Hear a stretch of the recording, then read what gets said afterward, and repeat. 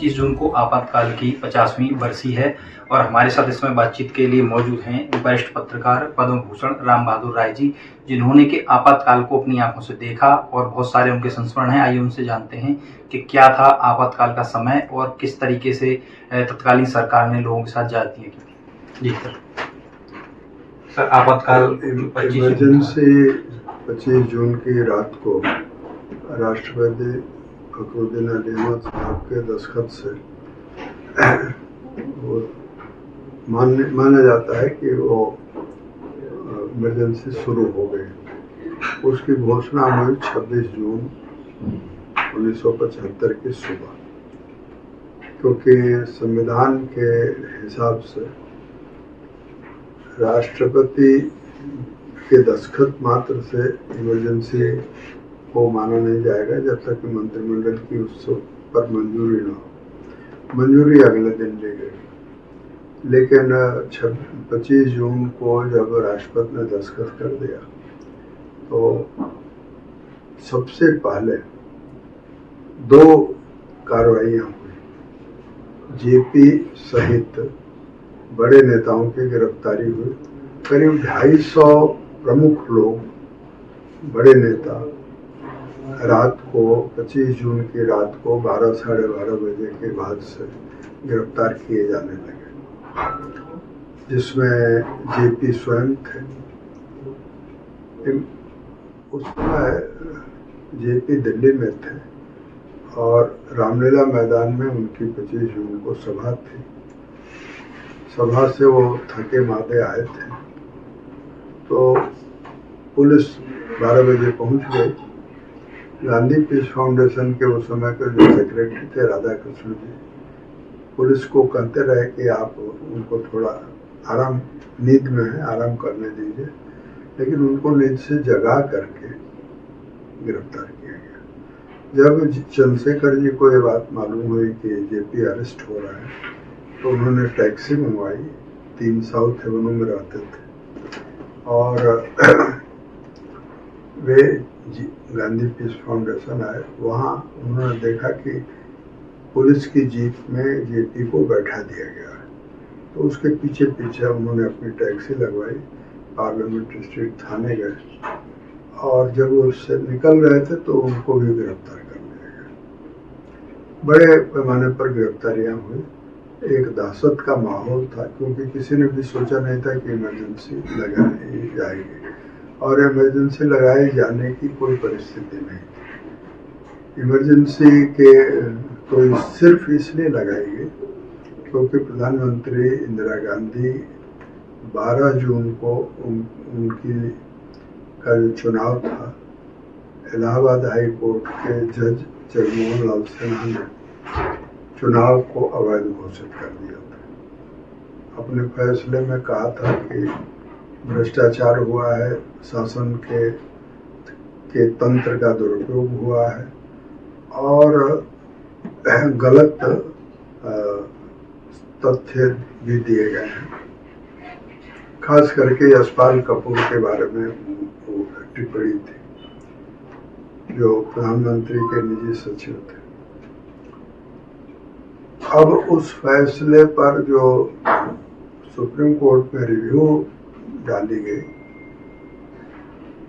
Supreme court ने 24 जून को 20 जून को रिव्यू पिटीशन डाला गया। 24 जून को उस पर फैसला आया। वीआर कृष्ण अय्यर वेकेशन जज थे, उन्होंने फैसला सुनाया। इंदिरा गांधी को कोई राहत नहीं मिली।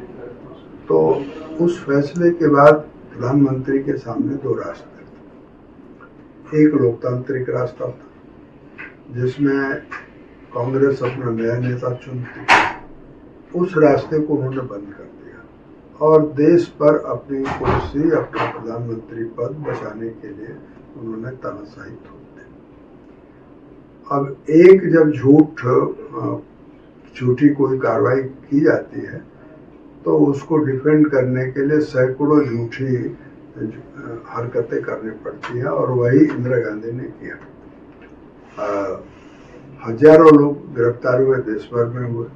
प्रधानमंत्री निवास से जायज नाजायज ज़्यादातर नाजायज आदेश दिए जाते थे कि इनको गिरफ्तार करें, उनको गिरफ्तार करें, और प्रधानमंत्री निवास में ही किन्हें गिरफ्तार करना है इसकी सूची संजय गांधी और बंसीलाल और कुछ लोग मिल करके बनाते थे।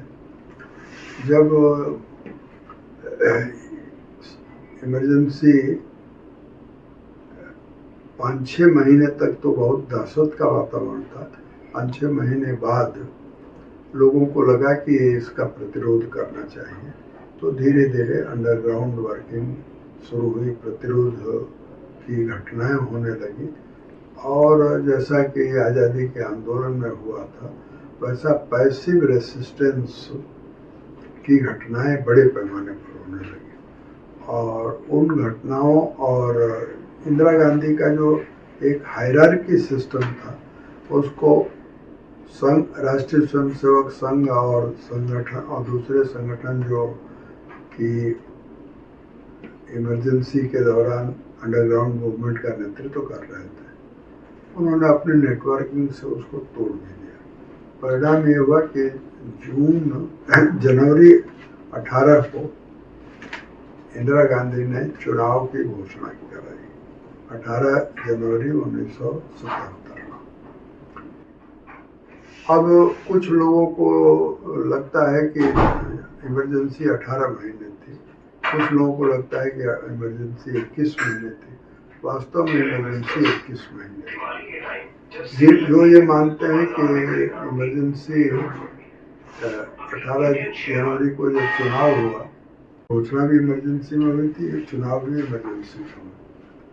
उन्हें ये उम्मीद नहीं थी कि जनता उनको हरा देगी, सफाया कर देगी। उनको अगर ये उम्मीद होती तो शायद इमरजेंसी कुछ दिनों तक और चलाई जाती। उनको ये ख्याल था कि इमरजेंसी में चुनाव कराने से विपक्ष को न कार्यकर्ता मिलेगा, न उम्मीदवार मिलेगा, न कोई पैसा देगा, तो हमारे पास तो पैसा भी है, साधन भी है, सरकार भी है, और हम चुनाव जीत जाएंगे। चुनाव जीतने के बाद इंदिरा गांधी कहती कि जनता ने हमारे फैसले पर मोहर लगा दी, लेकिन उनकी आशा के विपरीत स्वयं चुनाव हारी, उनका बेटा चुनाव हारा, और उत्तर प्रदेश, बिहार सहित 8 राज्यों में कांग्रेस का खाता नहीं खुला। मध्य प्रदेश में एक आदमी जीता, संभवतः गुजरात में भी कोई एक आदमी जीता या नहीं जीता। तो इस तरह से उत्तर प्रदेश में 85 सीटें थी, 85 कांग्रेस हार गई, 54 बिहार में थी, 54 हार गए। तो सर जो इमरजेंसी हटाने का जो डिसीजन था वो नई सरकार ने उसने लिया, कैसे हटी इमरजेंसी? 23 मार्च को इंदिरा गांधी, 20 मार्च को रिजल्ट आया है, तो उसके 2-1 दिन बाद सदमे से उबरने के बाद इंदिरा गांधी ने कैबिनेट की बैठक बुलाई, क्योंकि उनको इस्तीफा देना था। तो जिस कैबिनेट की बैठक में मंत्रिमंडल ने इस्तीफा दिया, उससे थोड़ी देर पहले उसी मंत्रिमंडल ने इमरजेंसी हटाने की सिफारिश की, इसलिए 23 मार्च को इमरजेंसी हटाई गई है। और ये उसके बाद जनता पार्टी की सरकार आ गई। इमरजेंसी के दौरान जितनी ज्यादतियां हुई लोगों पर, उसकी एक बहुत लंबी कहानी है, दर्दनाक कहानी है।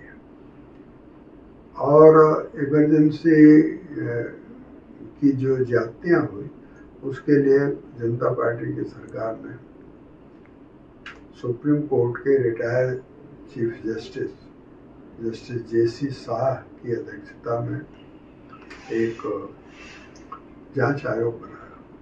उस जांच आयोग ने 3 हिस्से में अपनी रिपोर्ट दी है। जो पहला हिस्सा है, उस हिस्से में मेरी दृष्टि से बहुत महत्वपूर्ण हिस्सा वो है जब 12 जून से 25 जून तक प्रधानमंत्री निवास में जो कुछ होता रहा, उसका जो विवरण है वो आँख खोलने वाला है।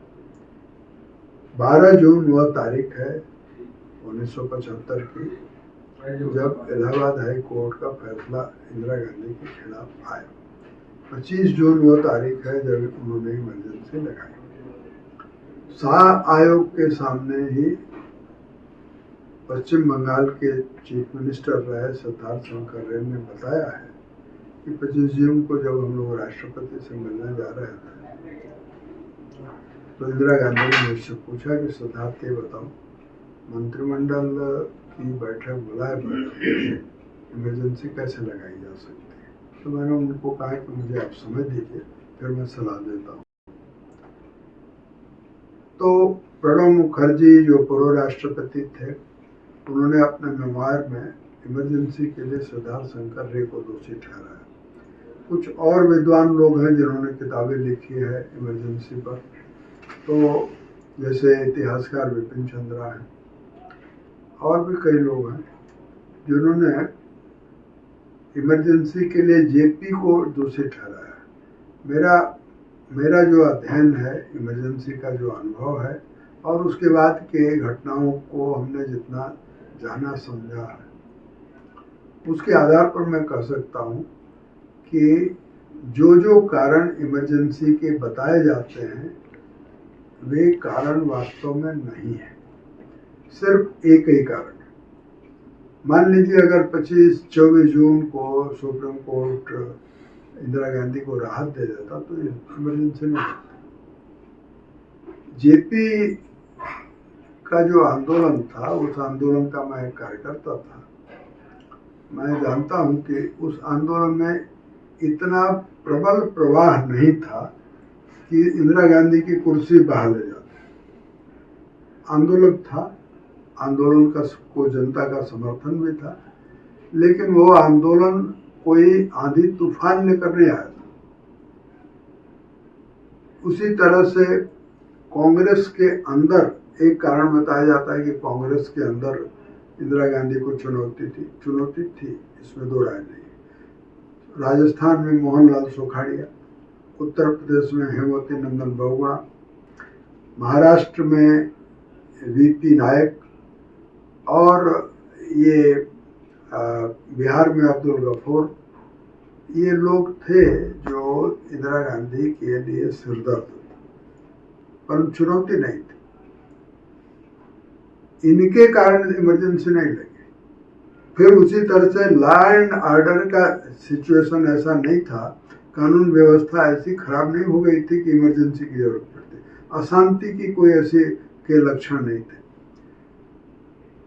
आयोग ने इंटेलिजेंस ब्यूरो की 3 महीने की रिपोर्ट कोट की है अपनी रिपोर्ट में, और कहा है कि इंटेलिजेंस ब्यूरो ने अप्रैल से जून तक का जो विवरण भेजा है लॉ एंड ऑर्डर के बारे में, उसमें लिखा है कि सुधार हो रहा। तो अगर इंदिरा गांधी की खुफिया एजेंसी या भारत सरकार की खुफिया एजेंसी इंटरनल मामले में आईबी यह कह रही है कि लॉ एंड ऑर्डर सिचुएशन सुधर रहा है, तो अशांति का कारण क्या था? यानी इंदिरा गांधी ने इस देश के साथ छल किया और कहा है कि इंटेलिजेंस ब्यूरो ने अप्रैल से जून तक का जो विवरण भेजा है लॉ एंड ऑर्डर के बारे में, उसमें लिखा है कि सुधार हो रहा। तो अगर इंदिरा गांधी की खुफिया एजेंसी या भारत सरकार की खुफिया एजेंसी इंटरनल मामले में आईबी यह कह रही है कि लॉ एंड ऑर्डर सिचुएशन सुधर रहा है, तो अशांति का कारण क्या था? यानी इंदिरा गांधी ने इस देश के साथ छल किया और जनता पार्टी के नेता आपस में झगड़ते नहीं, तो इंदिरा गांधी का उसी तरह से ट्रायल होना चाहिए था, उनको कटघरे में खड़ा किया जाना चाहिए था जैसे न्यूरमबर्ग ट्रायल हुआ। सर, जैसे बड़े नेताओं की गिरफ्तारियां हो रही, तो अटल आडवाणी, इन लोगों की गिरफ्तारियां उनकी कैसे हुई, कहाँ उनको पकड़ा गया? वो अटल बिहारी वाजपेयी, लालकृष्ण आडवाणी, मधु दंडवते और श्याम नंदन मिश्र पार्लियामेंट्री डेलीगेशन में बेंगलुरु गए थे, वहाँ उनकी गिरफ्तारी। और आडवाणी जी वगैरह मैंने बताया ना कि आडवाणी जी, वाजपेयी जी मधु दंडवते, श्याम नंदन मिश्र, 4 का एक संसदीय डेलीगेशन गया हुआ था बेंगलुरु में। बेंगलुरु के एमएलए हॉस्टल में वो लोग ठहरे थे। 26 जून की सुबह उनकी गिरफ्तारी हुई। सर आपको भी इसे उस टाइम आंदोलन में आप शामिल थे, तो आपको पकड़ने के लिए आपको भी कुछ प्रयास करना पड़ा बचने के लिए? नहीं, प्रयास मैं बताता हूँ। मैं 25 जून को हमारी कानपुर देहात में सभा थी। 26 जून की सुबह मैं वहीं था, तो मालूम पड़ा कि इमरजेंसी की घोषणा हुई है। फिर मैं पटना गया। पटना हमारा केंद्र था। पटना में मुझे सलाह दी गई कि आप जहाँ बच सकते हैं वहाँ चले जाइए। तो मैं बनारस 30 जून को पहुँचा। वहाँ कांग्रेस के लोगों ने, यानी कांग्रेस के जो लोकसभा मेंबर थे सुधाकर पांडे, उन्होंने मैं एक सड़क पार कर रहा था, उन लोगों ने देखा। 30 जून को ही मैं बनारस में अरेस्ट हो गया। आप उस समय विद्यार्थी परिषद में थे? किस में थे उस समय? विद्यार्थी परिषद में मैं था। जेपी आंदोलन का कार्यकर्ता था। विद्यार्थी परिषद में राष्ट्रीय सचिव की मेरी जिम्मेदारी थी। और मैं फिर 16 महीने इमरजेंसी में जेल में था। पहले जिला जेल में था, बाद में सेंट्रल जेल में था, शिवपुर। तो सर जब इमरजेंसी हट गई तभी सब लोगों को छोड़ा गया है? बीच बीच में भी जमानतें मिलती हैं इन लोगों को, ऐसा भी कुछ हुआ? DIR में जो लोग बंद थे, जैसे मैं DIR में बंद था, तो हमको RSS के संघ के लोगों ने हमारी जमानत करा ली और मीसा का कहा गया जेल में पहुंचे उससे पहले जेल से बाहर कर दिया। तो मैं 3-4 महीने अंडरग्राउंड वर्किंग में भी था, नवंबर से लेकर के और चुनाव तक की घोषणा तक। चुनाव की घोषणा के बाद फिर अंडरग्राउंड वर्किंग की जरूरत नहीं थी। तो नवंबर, दिसंबर, जनवरी, 2.5-3 महीने मैं दिल्ली में भी आया था। बहुत नेताओं से मैं भेंट हुई।